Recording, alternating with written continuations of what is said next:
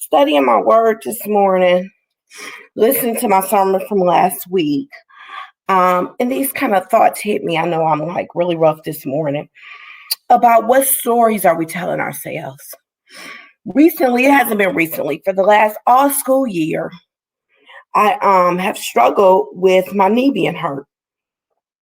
Um, I tore my meniscus some years ago in the classroom, and then I think I might have re-injured it this summer. So I've been in pain. And I told myself that this was just the pain I had to live with. This is the pain I had to live with.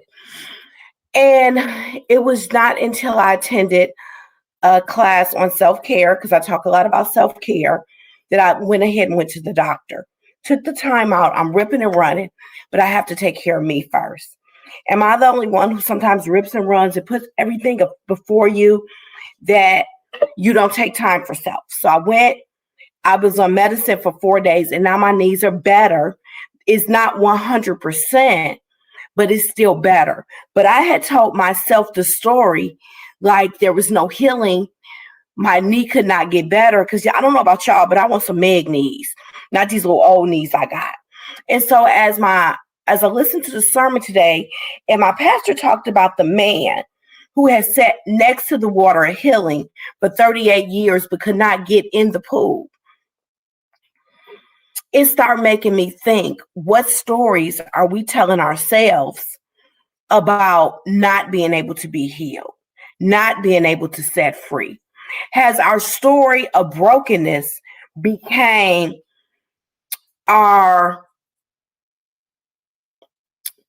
what people know us for? Is it she's the young lady with cancer? She's the one that the guy left. Are our stories our whole existence? Without our stories, will we not know who we are? We have two people in the Bible that I began to think about. One was the man that was next to the water for 38 years sick, who did not press through to his healing.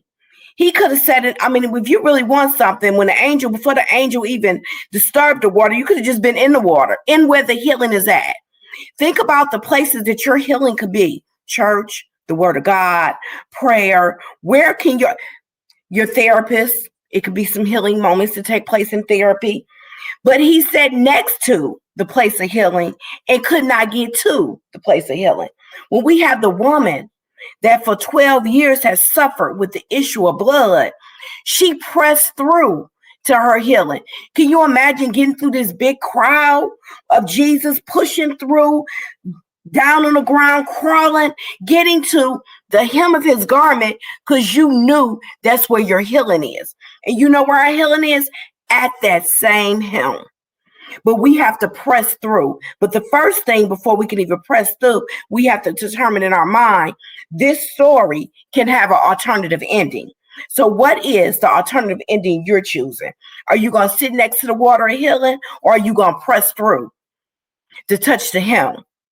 So I encourage you ladies to press through to that hem. You guys have a great day.